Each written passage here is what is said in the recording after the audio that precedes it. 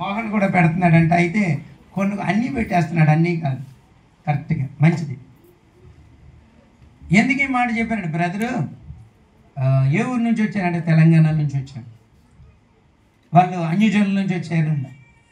వాళ్ళు చెబుతున్నారా, ఆ బ్రదర్ చెప్పాడు నాతో, నేను ఒకప్పుడు 10 సంవత్సరాల వయసులో పాపానికి బానిస అయిపోయాను. 10-12 ఏళ్ల వయసులో పాపానికి బానిస అయిపోయి నేను ప్రభు యొక్క సహవాసానికి ఓ సహోదరుని తీసుకెళ్తే భక్తి చేయడం మొదలుపెట్టాను. చిన్న కిరాణా షాప్ ఉండేది. యథార్థత నేర్చుకున్నాను, నీతి నేర్చుకున్నాను, భక్తి నేర్చుకున్నాను. చిన్న కిరాణా కొట్టు, రోజుకి 500-600 అమ్మేది. నా భార్య నేను ప్రార్థన చేసుకుంటా దాన్ని ప్రారంభించాం. ప్రభు ఈరోజు 40 లక్షల రూపాయల షాపుగా మార్చాడు దాన్ని. అంతేకాదు ఒక రోజుకి నేను 3 లక్షలు అమ్ముతాను. అది హోల్సేల్ అయినా డీటెయిల్ అయినా ఇదే ఎవరికి లేని బేరం నాకు ఉంటుంది. మా వాళ్ళు షాప్ వాళ్ళు కాదు, బ్యాంక్ ఒక 10 రూపీస్ వచ్చినా, 100కి 10 రూపీస్ లాభం వచ్చినా, 1000కి 100 వచ్చినా, 1,00,000కి 1000 వచ్చి 1,00,000కి 10,000 వచ్చిందా? 1,00,000కి 10,000 కదా, అంతే కదా మరి. అంటే నెలకు రోజుకు 30,000, అంటే నెలకి 9 లక్షలు. ఆయన 12-13 లక్షల రూపాయలు కారు వేసుకుని వచ్చాడు. ఆయన చెబుతున్నాడు, యేసయ్య అంటే ఇచ్చాడని కాదండి, నా జీవితంలో నా ప్రాక్టికల్ లైఫ్లో మమ్మల్ని ఆశీర్వదించిన విధానం అంత గొప్పది. అందుకేనండి ఇక్కడ ప్రార్థన ఆత్మ ఉంటుంది. కొంతసేపు ప్రార్థన చేసుకుని వెళ్దామని వచ్చాను, ప్రభుత్వం గడిపి వెళ్దామని వచ్చాను. చూడండి, భక్తి ఇటు ఇహమందు పరమందు కూడా 2 విధాల లాభం. అయితే స్వస్థ బుద్ధి కలిగి బ్రతకడం అనేది తేలికైంది కాదు. శత్రువు బ్రతకనివాడు నిన్ను అలాగా. 1000 మందిలో 2 ఉంటారు. చెప్పండి, ఎంతమంది ఉంటారు? 1000 మందిలో 2. అజ్జి బాబోయ్, 1000 మందిలో 2 అయితే మనం అందరం ఏమైపోవాలి? పొట్టేనా అనుకోకండి. ఆ 1000 మందిలో 2లో నీవు నేను ఎందుకు కాకూడదు? అలా ఊహించుకుందాం. అర్థమైందా? స్వస్థ బుద్ధి కలిగిన వారిలో ఉన్నది మొట్టమొదటిది విశ్వాసం. అబ్రహాము తన కొడుకుని బలి అడిగితే ఆ పనివారితో అంటాడు, మళ్ళా మేము తిరిగి వస్తామని. అది ఎంత విశ్వాసం! నా దేవుడు అడిగాడు కానీ తీసుకోని దేవుడు, నన్ను బాధ పెట్టిన దేవుడు. అబ్రహాం ఉన్న ప్రదేశంలో నుండి దేవుడు మాటకు లోబడి విశ్వాసంతోనే వచ్చేసాడు. అందుకే అబ్రహాము విశ్వాస వీరుడు. ఈరోజు క్రైస్తవుడికి ఉండవలసిన నిశ్చయిత ఆస్తి ఏంటయ్యా అంటే నీకు విశ్వాసమే ఆస్తి. నీ విశ్వాసమే నిన్ను గొప్ప చేసింది. నీ విశ్వాసపు మాటలే నిన్ను ఎవరికి అందనంత ఎత్తులో పెడతాయి. లోకంలో మాట్లాడితే ఈ గొప్పలు అనొచ్చు, హెచ్చులు అనొచ్చు, ఎగస్ట్రాలు అనొచ్చు, మనకు తెలియదు. దేవుని పిల్లలకు అలాగ అనడానికి లేదు. నువ్వేమి కలిగి లేకపోయినా యేసయ్యను కలిగి స్వస్థ బుద్ధి కలిగి విశ్వాసముతో ఉంటే నీ జీవితంలో కార్యాలు చేస్తాడు దేవుడు. ఇప్పుడున్న పరిస్థితిని ఎప్పుడు ఊహించుకోవద్దు. సొలొమోనే అంటాడు కదా, ప్రస్తుతం వద్దు, రాబోతున్న రోజుల్లో నీ జీవితం ఎలా దీవించబోతున్నాడో దేవుడు జ్ఞాపకం చేస్తాడు. కొద్ది దినాల తర్వాత నీ బిడ్డల భవిష్యత్తు ఎలా ఉంటుందో నువ్వు అది ఊహించుకో. ఇప్పుడున్న పరిస్థితి, ఇప్పుడున్న పేదరికం, ఇప్పుడున్న అప్పులు, ఇప్పుడున్న అనారోగ్యం, ఇప్పుడున్న అవమానం, ఇప్పుడున్న పేదరికం నో. ఇప్పుడున్న నీ పరిస్థితులు, ఇప్పుడున్న శ్రమలు ఎట్టి కాలం ఉండవు, ఎంతో కాలం ఉండవు. ఇశ్రాయేలు ప్రజలతో అన్నాడు కదా, మీరు ఐగుప్తుల్ని ఇంక చూడరు. హోషేయ అన్నాడు, చూసారా వాళ్ళు? దైవజనుడు నోట నుంచి వచ్చే మాటను దేవుడు రూఢీపరుస్తాడు. ఈరోజు మీరు దేవుని పట్ల, దేవుని కార్యాల పట్ల విశ్వాసము కలిగి ఉండాలి. రెండవది ప్రేమ. దైవికమైన ప్రేమ కలిగి ఉండాలి. ప్రేమలో రకాలు ఉన్నాయి. మనల్ని ప్రేమించిన వారినే ప్రేమిస్తాం. దానివల్ల ఫలమేంటి అన్నాడు యేసయ్య. ఎక్కువ శాతం మనకి ఎవరైనా ఉపకారం చేసే వాళ్ళని, మేలు చేసే వాళ్ళని, ప్రేమిస్తూ ఉంటాం. అంతేనా కాదంటారా? అంతేనా? ఎక్కువ అంతేనా కాదా? ఎంత అమాయకంగా చూస్తున్నాడు, అసలు మాకేం తెలియదు అన్నట్టు. అవునా కాదా? కానీ నీ శత్రువుని ప్రేమించగలవా? ఇక బాడీలోని బ్లడ్ అంతా కూడా పక్కకు వచ్చేసింది, బ్రెయిన్కి అందదు, అరికాలికి వచ్చేసింది. ఎందుకంటే ఆడు శత్రువు. ఈ బలవంతం ఉపయోగించి కాలు వేసి తొక్కేయాలి. శత్రువుని ప్రేమించాలి. ఒక దైవజనుడు ఒక మంచి మాట అన్నాడు. ఓ ప్రాంతంలో యేసు ప్రభుని ప్రకటిస్తూ ఉంటే బైబిల్ కనబడితే కాల్ చేస్తున్నారంట. చేతిలో బైబిల్ కనబడతా ఉంటే కాల్ చేస్తూ ఉన్నారంట. ఆ దినాల్లో ఒక తల్లి చిన్న బిడ్డను తీసుకుని బైబిల్ తీసుకుని చర్చికి వెళ్ళి వస్తూ ఉంటే వాళ్ళు ఏమంటారు?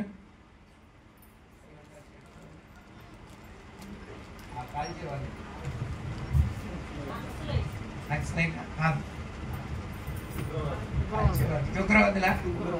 సరే మీరే అనుకోండి. చూసి ఆమె చేతిలో బైబిల్ ఉందని ఆ వ్యక్తి షూట్ చేశాడు తల్లిని. చనిపోతే తల్లి చెప్పిందంట, నాయనా ఇంతవరకు గ్రంథంలో మాటలు విన్నావు కదా, శత్రువుని ప్రేమించు, ప్రేమ కలిగి ఉండు, నువ్వు దేవుని మాటల ప్రకారంగా జీవించు అని చేతులు చేసి చనిపోయిందంట తల్లి. ఒకరోజు ఆ అబ్బాయికి చిన్నోడు పుట్టినరోజు వచ్చిందంట. పుట్టినరోజు వస్తే ఒక దాన్ని ఏమంటారు, బొక్కియా ఏదో బొకే సరే ఏదోటి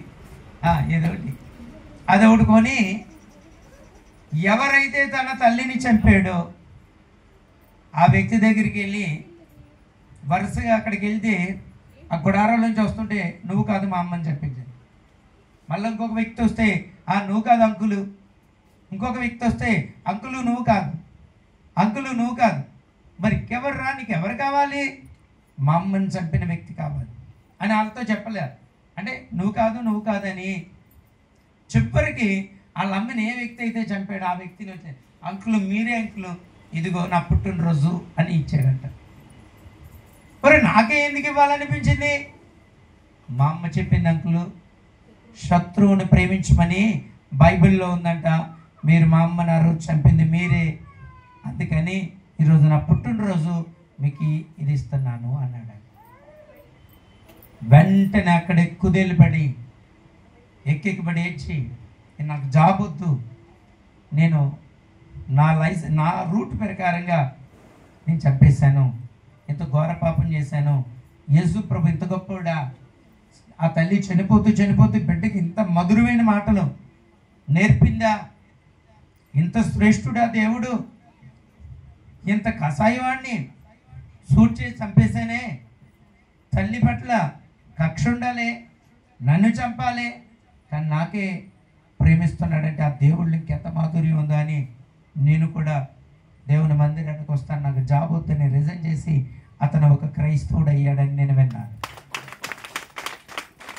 ఈరోజు ప్రేమ అంటే భౌతిక సంబంధమైన ప్రేమ కాదు,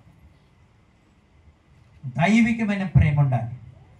దైవికమైన ప్రేమ నీవు అనేక మందిని సంపాదించడానికి, అనేక మంది కొరకు నీ జీవితాన్ని ఖర్చు పెట్టడానికి ఉపయోగపడు. ఇంకొక మాట కూడా మీకు తెలుసు, ఒక 5గురు కలిసి ఒక దైవజనురాల్ని తన 2 కొడుకుల్ని జీబులో వేసి కాల్చేస్తారు, పెట్రోల్ వేసి.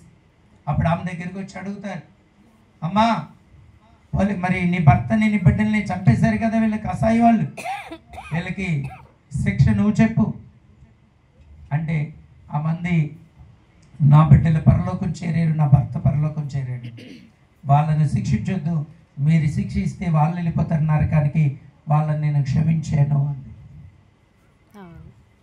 మనం చిన్న అపాయం ఎవరైనా చేస్తే తట్టుకోలేదు, చిన్న విషయం ఏదైనా తేడా వస్తే తట్టుకోలేదు.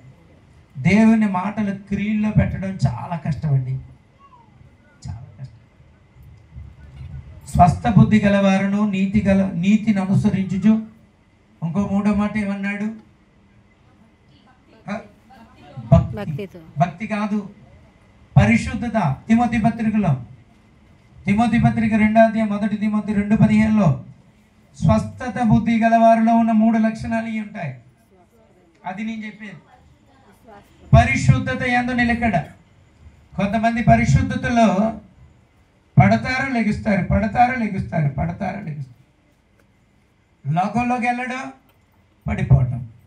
మందిరానికి రావటం, యేసయ్య దగ్గర పడిపోవటం. ఎక్కడ? కాళ్ళ మీద. అయ్యా క్షమించు. ఆ క్షమించి కడిగేశాడు. ఇది ఏమన్నా సబ్బ, సర్ప? ఆయన రక్తం. పరిశుద్ధతలో మనం నిలకడగా ఉండాలి. ఎప్పుడైతే పరిశుద్ధతలో నిలకడ కలిగి ఉంటావో ఖచ్చితంగా దేవుడు నీ స్వస్థ బుద్ధి దానవు, స్వస్థ బుద్ధి గలవాడు అని ప్రభు మనల్ని నిరూపణ చేస్తాడు. మొదటిది విశ్వాసం. శ్రమలు పెడతాడు దేవుడు. అవసరమైతే శ్రమలు అనుమతిస్తాడు. కొన్ని పరీక్షలు వస్తాయి. నువ్వు తునీకరమైన మాట దేవుని అనకూడదు. ఇది ఎందుకు నాకు దేవుడు చేయట్లేదు అన్న మాట రాకూడదు. ఏమో ఎందు నిమిత్తం వచ్చిందో, ఏమో నీలో ఎక్కడైనా నాలో ఎక్కడైనా తెలిసి తెలియని అపరాధం ఏదైనా ఉందేమో. ఎక్కువ శాతం దేవుడి మీద నిందేయటానికి ఎప్పటికీ మనం ఇష్టపడకూడదు. ఒక రోజు శేఖర్కి గ్యాస్ ట్రబుల్ వచ్చి చాలా ఇబ్బంది అయింది. ఇబ్బంది అయితే రూబేణి గారు ఉన్నారు, నేను త్వరగా తీసుకెళ్ళాను. నరానికి ఇంజెక్షన్ చేశాడు. నేను ప్రార్థన ఏం చేశాను తెలుసా? వాస్తవానికి నేనేమో అతిశయించను, దానికి దేవుడే సాక్షి. అది ప్రభు లేఖనాన్ని చదువుకుంటున్నాను కాబట్టి అతిశయం అంతా ప్రభుదే. తెలిసి తెలియక ఎక్కడైనా మా అతిశయం ద్వారా కానీ లేక మాలో ఏదైనా లోపంగానే ఉందేమోనయ్యా క్షమించయ్యాని ఇక్కడికి వచ్చి ఇది పట్టుకొని కన్నీళ్ళు విడిచి ప్రార్థన చేసి అర్ధ గంటలో గొప్ప సమాధానం వచ్చింది. నేను చెప్తున్నాను, మనలో ఉన్న అవిధేయతలు, మనలో ఉన్న పొరపాట్లే మనకి కీడుగా మారుతాయి. దేవుడు ఎప్పుడు కూడా మనకి శ్రమల పాలు చేయడు. ఇది మాత్రం గుర్తుపెట్టుకోవాలి. శ్రమల్లో బాధపడకూడదు, శ్రమల్లో దుఃఖపడకూడదు, శ్రమల్లో ప్రశ్నించకూడదు. మౌనమై ప్రార్థించడమే. దేవుడు ప్రార్థన ఆలకిస్తున్నాడంటవా? ఆలకించేవాడైతే నీ శ్రమల్లో ఏంటి ఇలా చూస్తున్నాడు? ఏంటైనా ఏంటి పరిస్థితులు ఏంటి? కాలిపోతున్నాం, శ్రమల కొనుమలో నలిగిపోతున్నాం అన్న ప్రశ్న నీకు రాకూడదు. దేవుని పాదాలు పట్టుకుని ప్రార్థించడమే. నాలో అవిధేయతలు ఉంటే క్షమించయ్యా, నీ కొరకు నేను నమ్మకంగా ఉండే కృపనివ్వయ్యా, విశ్వాసంలో తొలగిపోనివ్వకయ్యా, విశ్వాసంలో నన్ను బలపరిచయ్యా అని మనం బలమైన నిరీక్షణ కలిగేవారమే ఉండాలి. ఎప్పుడైతే అలా ఉంటామో దేవుడు కృపణిస్తాడు. ఇది స్వస్థ బుద్ధిలోకి ఉండవలసిన 3 లక్షణాలు కలిసి ఒకటి అని అర్థమైందా? స్తోత్రం చెప్పండి, ఇంకోసారి చెప్పండి. మీకు అర్థం కాలేదనుకుంటున్నాను. అర్థమైందా? అర్థమైందని వాళ్ళు చెప్పండి. హల్లెలూయా చెప్పావు. ఏమర్థమైంది చెప్పు. ఏమర్థమైంది? నువ్వు చెప్పిందే మాకు అర్థమైంది. చెప్పి ఏమర్థమైంది? ఏమర్థమైంది ఆనంద్? విశ్వాసం, ప్రేమ, పరిశుద్ధత, ఆ 3 నిలకడ ఉంటుంది. ఓకేనా? మంచిది. రెండోది ఆ తీతుకు రాసిన పత్రికలోనే ప్రభు చెప్పాడు, నీతిని కలిగి ఉండండి. అంతేనా? స్వస్థ బుద్ధియు, నీతియు, భక్తియు కలిగి ఉండమన్నాడు. నీతి, దైవ నీతి. మన సొంత నీతి పనికిరాదు. దేవుని కొరకు మనం నీతిగా బ్రతకాలి. యేసు ప్రభుని నీతిని అనుసరించాలి. ఆయన నీతిమంతుడు కనుక ఆయన రక్తములో మనం కడగబడ్డాం కాబట్టి కష్టమైన, నష్టమైన, ఇబ్బంది అయినా, ఇరుకైనా నీతిగా బ్రతకడం అనేది మన జీవితంలో దేవుడిస్తాడు. కృప. అబ్రహాము లోతు కలిసి ప్రయాణమయ్యి ఒక ప్రాంతానికి వెళ్తే అబ్రహామును బట్టి లోతు దీవించబడ్డాడా, లోతుని బట్టి అబ్రహాం దీవించబడ్డాడా? చెప్పండి, చెప్పాలి. అబ్రహామును బట్టి దీవించబడ్డాడు. అబ్రహాము నీతిమంతుడు అని రాయబడు. అయితే అబ్రహాము లోతు కలిగి ఉన్న ఆస్తి వాళ్ళున్న ప్రదేశమే సరిపోలేదంట, అంతగా దీవించబడ్డారు. అయితే లోతు పని వారికి అబ్రహాము పని వారికి గొడవ వచ్చింది, తగాదా వచ్చింది. గొడవ వస్తే అబ్రహాము నీతిమంతుడు కనుక, బాబు చిన్నోడా లోతు, నీవు నేను బంధువులు, మన మధ్యన పోట్లాట్లు ఉండకూడదు. ఏముండకూడదు? పోట్లాట్లు ఉండకూడదు, మరి గొడవ పడకూడదు. మనం ఎవరము? బంధువులం. నువ్వు ఎక్కడికి వెళ్ళాలనుకుంటున్నావో నువ్వు నిర్ణయించుకుని, నువ్వు తూర్పుకి వెళ్తే నేను పడమటికి వెళ్తానయ్యా, నువ్వు దక్షిణానికి వెళ్తే నేను ఉత్తరానికి వెళ్తానయ్యా అన్నాడు. వాస్తవానికి ఆ మాట ఎవరన్నాలో తెలుసా? లోతు అన్నాడు. కానీ అబ్రహాం అన్నాడు. ఎందుకు తెలుసా? అబ్రహాము నీతిని అనుసరించేవాడు. ఈరోజు నీ కుటుంబంలో గొడవ వస్తే సమర్థించగలిగిన వారే నీతిమంతులు. దాన్ని రెచ్చగొట్టే వాళ్ళు ఉంటారే లోతు స్వభావం కలిగిన వారు. ఎవరు ముందు అండర్స్టాండింగ్ వచ్చి ఎవరు లోబడిపోతారో వాళ్ళు నీతిని అనుసరించుకుంటా వెళుతున్నవారు. ఇది చాలా కష్టం.